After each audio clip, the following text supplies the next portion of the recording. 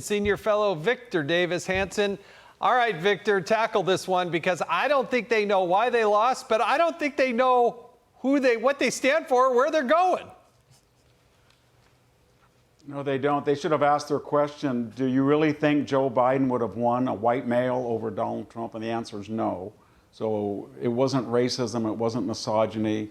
It's not even the messengers, poor as they are in the Democratic Party. It's the message. Every single issue, crime, the border, transgenderism, foreign policy, the economy, inflation, energy, they're on the wrong side of public opinion.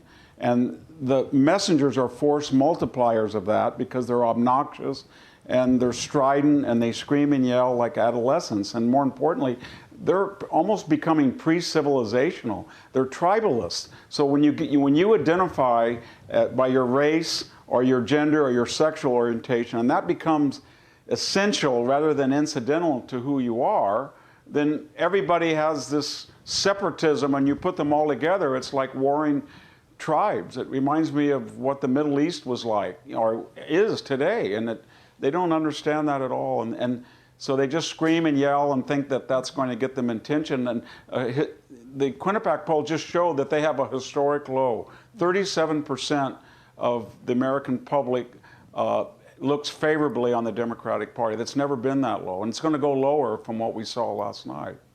Because Americans across the board are rejecting being forced to climb the power pyramid of adversity in order to get ahead, identifying themselves based on what makes them weak in order to succeed in this country. It is the exact opposite. But you mentioned Joe Biden.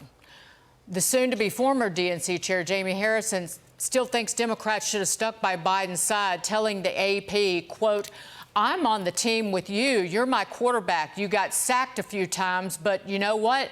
I'm going to block the hell out of the next person that's coming at you." Again, I don't know what's worse. This is the point. Like, if they stuck with Biden, they would have still lost. Well, they don't believe in democracy, so how was Kamala Harris selected? She was selected like they did it in Tammany Hall in the 19th century by a bunch of backroom insiders that anointed her. And how was Joe Biden, for that matter, promoted in 2020?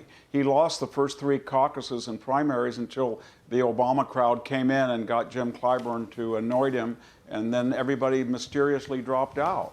So they've never really had an open primary where they had new faces with new ideas. And if you go back and listen to Chuck Schumer or Nancy Pelosi in the 92 or 96 conventions, Democratic conventions, they sound almost like Ronald Reagan.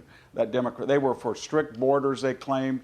They were for physical restraint. They were bragging that they were going to soon have 3 balanced budgets, which they did with the help of Newt Gingrich. So this party is so far what they were under Clintonism, and they're never going to go back there. Bill Clinton would be shouted out of any Democratic hall today if he even whispered what he was for in 92 and 96. Yeah, they also supported law enforcement, but today that's not quite so much the case. Absolutely. And so you have Hakeem Jeffries, the leader in the House for the Democrats, saying they're going to fight in the streets. But I can't figure out what in the world that means and what they would fight about.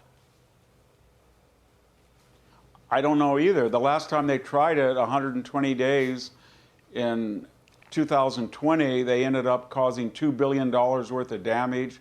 35 people died, 14,000 arrests. They torched a police precinct, a federal courthouse, the St. John's Historic Church, and they tried to get into the White House grounds. So if they think that's a success and they want to replicate that street action, they're really delusional. They've got to go back to square zero and look at the issues and how do they appeal to the middle class.